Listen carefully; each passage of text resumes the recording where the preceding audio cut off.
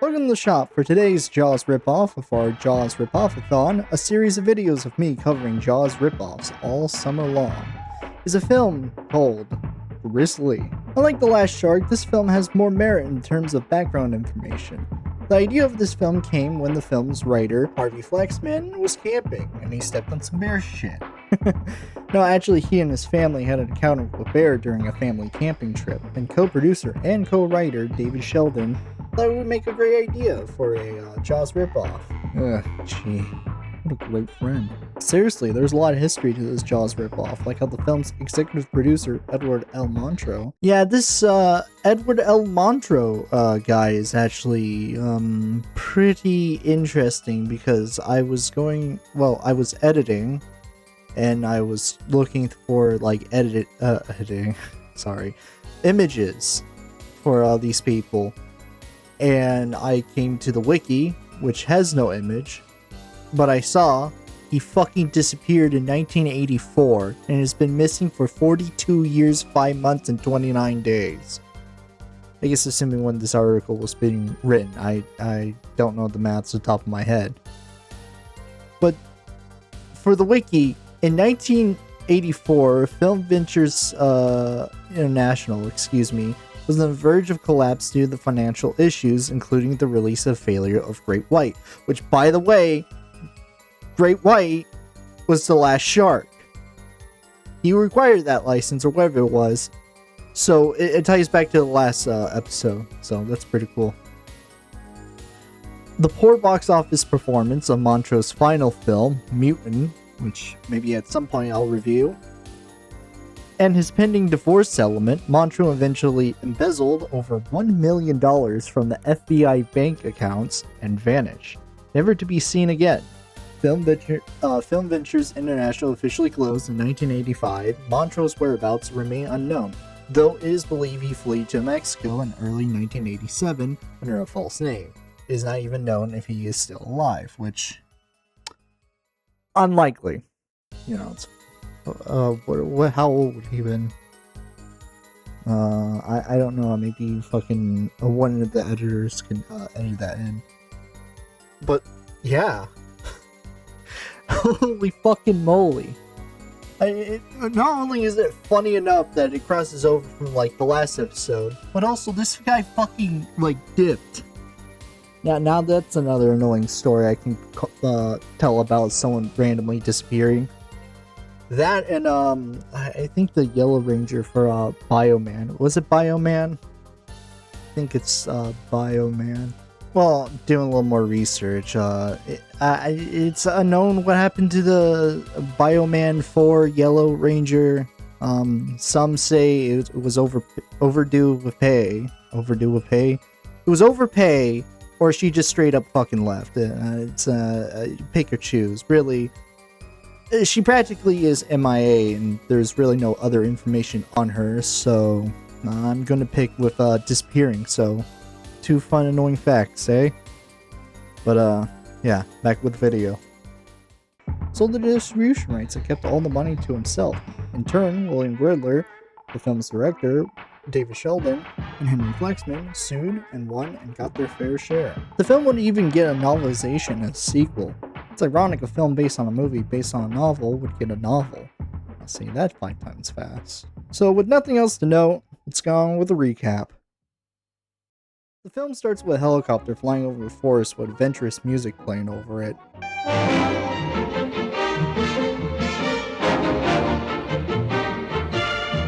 When I think of a horror movie about a bear killing people, I think of a soundtrack of a PG-13 adventure film.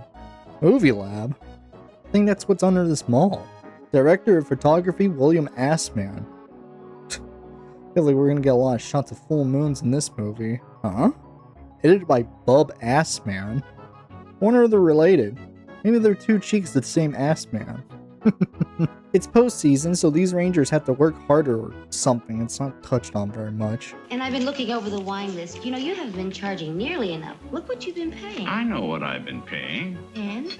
Well, good wine at reasonable prices brings the customers back, and they've been coming back. Yeah, I'm gonna need wine for this film. Anyways, these 2 chicks are hiking, I guess. What can we do for you? Stay out of trouble. What kind of trouble? Is this the star of a porno? And Wait, sorry. Jason Trademark is also in this film? Why don't you start on the tent, and I'll get the fire. Okay, but I have to go first. Does a white woman shit in the force?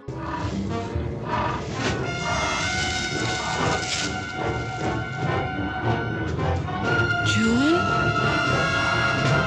Julie? Oh, shit. Watch out, he's bearing arms! The other girl sees her death and runs off into the shack, which is a bad idea. Could have been Jason's shack.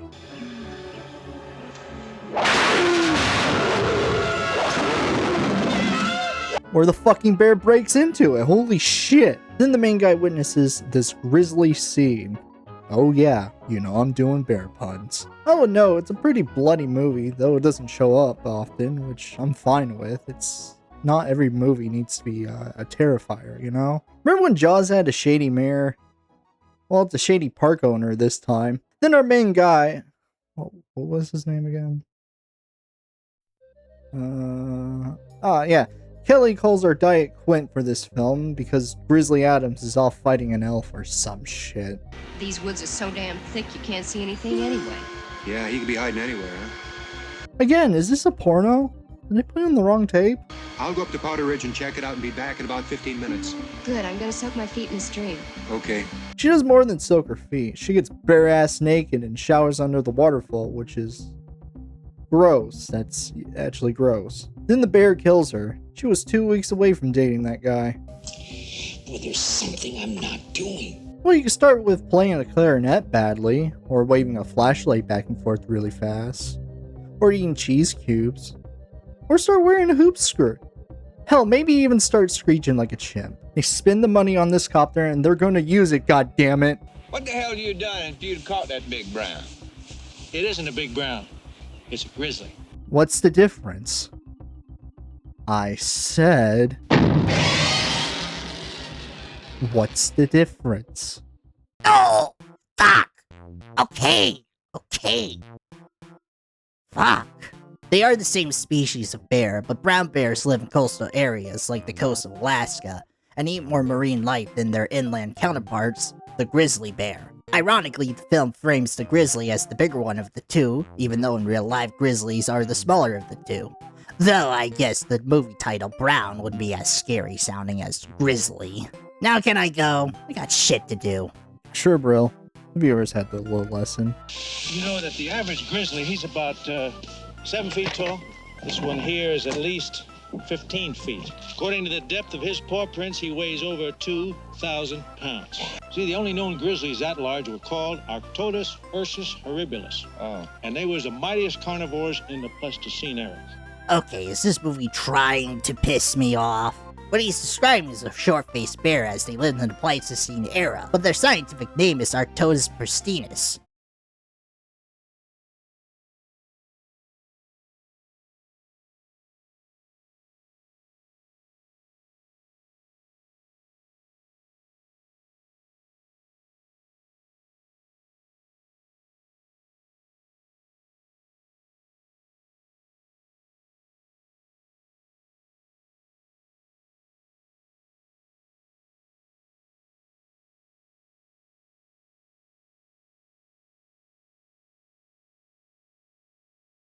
You're gonna sound smart, at least be right about it. Good grief.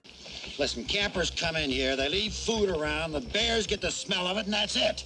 Yeah, by food you mean humans, then, yeah, you're right. Meanwhile, every hick in this state's going out hunting this bear, and Kelly ain't so happy about it. Hunters, what the hell are they doing out here? They're probably looking for your bear. Who opened up this forest for the hunters, huh? You know that those clowns, they're gonna shoot everything in sight. Well, let them. They might get that old bear for us. Yeah, including some of my rangers. For a moment, this film has an anti-hunter theme, but it quickly goes away because we can't be too different from Jaws. Or too similar if you go by the novel. It's not bear, it's grizzly. There's a difference. A bear is a bear. A bear is not a bear, believe it or not. What? Who is it? What? I should kick your fucking ass. You know those woods are full of campers? Not in R3 and R4. Do you think they're walking around with a map or something? They're in no danger. Bull. I thought it was a bear. Later, the hunters find a cub, That's Black Bear. You can leave now. Gee, okay, fine, I'm leaving. As I was saying, they find this cub and use it as bait, but in turn it gets killed. Our Grizzly's a he instead of a she. Now, how the hell do you know that? You been peeking? Don't have to.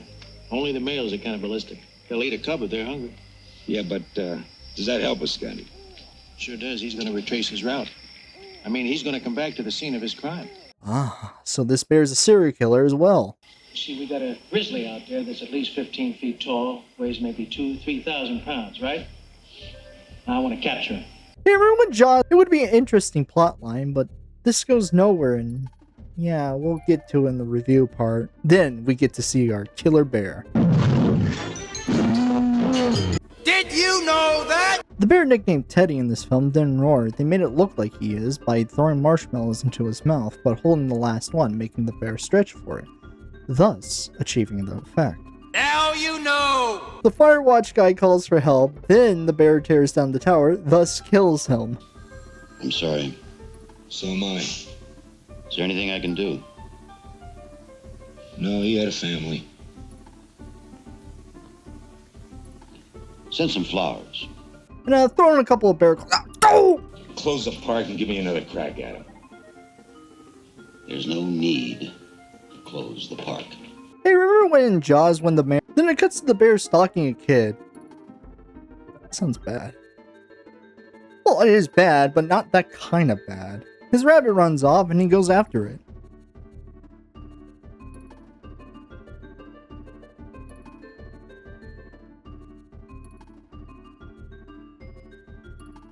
And comes back.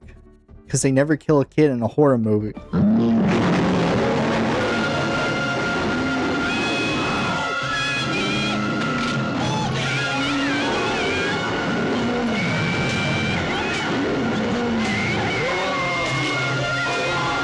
Oh my god! You and your cameras, you've made it so exciting, so attractive. We told it like it was. There's only one person who can tell it how it was. And that's little Bobby. He's alive? Part of him is. Yeah, you could say that again. I admit, I didn't think they had the balls to kill a kid. Well, they didn't, but, you know, in some sort of harm. Like a human kid, too. Like, not just a cub. So how's that going for it? What also Jaws did that's... I guess. After that, a whole lot of nothing happened, so let me give you the cliff notes. Scott, Diet Quint, gets killed. And that's it. Also, the horse's head gets knocked off, which is the best part in my opinion. Yeah, that's a Family Guy death pose in a late 70s film. They finally find the bear and try to kill it, but this guy gets killed. R.I.P. Hardly knew ya, and who cares? If you're gonna use Chekhov's bazooka, you bet. Wait, what?